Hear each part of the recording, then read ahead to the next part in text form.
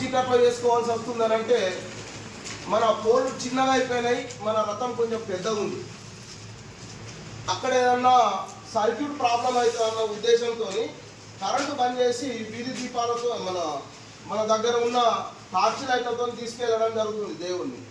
కాబట్టి ఆ దృష్టి కూడా నేను ఇప్పుడు ఏదైతే పెద్ద పోళ్ళు ఉన్నాయి అది కూడా ఎల్ఐ గారికి, ఏఈ గారికి, మా జేఎల్ఎం గారికి కూడా చెప్పడం జరిగింది. వాళ్ళు ప్రతిపాదన పంపిర్రు. త్వరలోనే మనకు అంబేద్కర్ నుంచి శివాలయం వరకు ఊరు చివరి వరకు పెద్ద లైన్లు వేపిస్తాము. కొంచెం ఓపిక పడితే అన్ని పనులు అయిపోతాయి. ఒకటి క్రీడరు, ఒకటి పెద్ద పోల్లు ఏవైతున్నాయో అవి ఖచ్చితంగా వేపిస్తాం.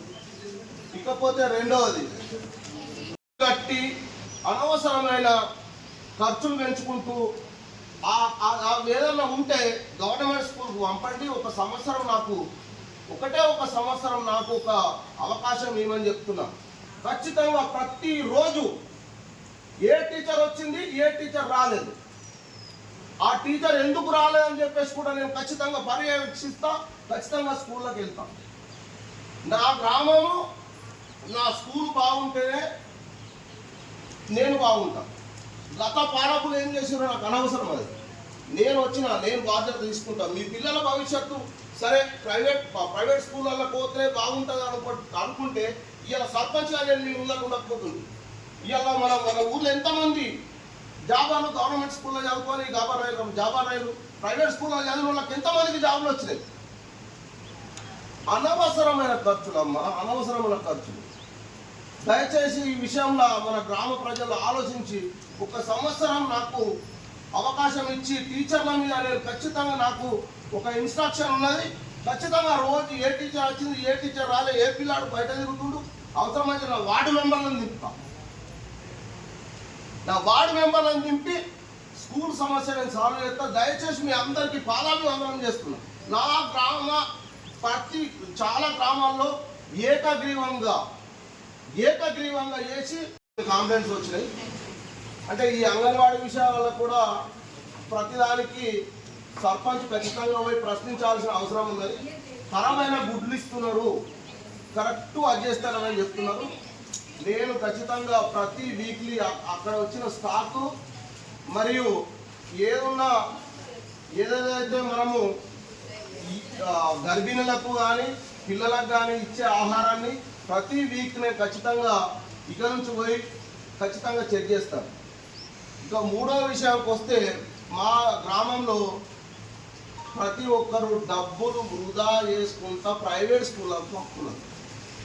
ఈ విషయాన్ని మా గ్రామ గ్రూప్లో చర్చించడం జరిగింది. వాళ్ళు పలు విషయాలు చెప్పడం జరిగింది నాకు. దాంట్లో ఏం చర్చించారంటే గవర్నమెంట్ స్కూల్ టీచర్లు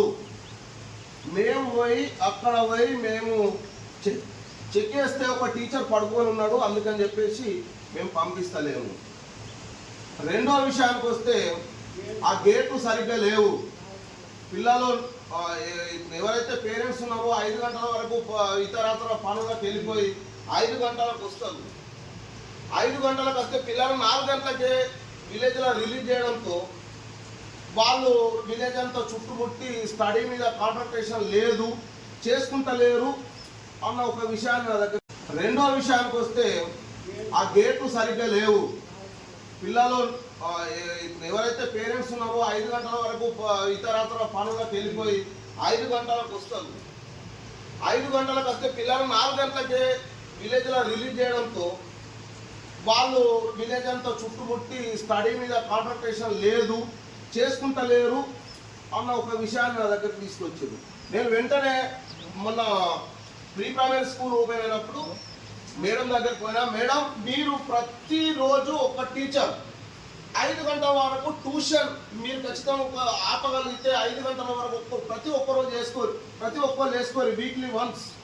ఖచ్చితంగా 5 గంటల తర్వాతనే మా పిల్లల్ని రిలీజ్ చేయాలి, తద్వారా మన స్కూల్లో ఖచ్చితంగా స్ట్రెంత్ పెరుగుతుందని చెప్పినాం.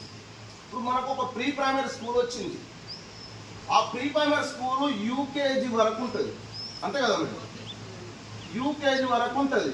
మీరు పిల్లలకు మాటలు రాగానే బస్ ఎక్కించి పంపిస్తున్నారమ్మా. ఇప్పుడు ఏదైతే మన ప్రీ ప్రైమరీ స్కూల్లో చెప్తారో ప్రైవేట్ స్కూళ్ళల్లో ఫీజు కట్టి అదే చెప్తారు. వాళ్ళకి ఎంత నాలెడ్జ్ ఉంటుంది, వాళ్ళ చిన్న మైండ్. ఏవేవైతే టీచర్స్ చెప్తారో అవన్నీ మన విలేజ్లోనే ప్రీ ప్రైమరీ స్కూల్లో చెప్తారు. మనం ఏం చేస్తున్నాం, యూకేజీ వరకు పిల్లగాడు అలవాటు కావాలని చెప్పేసి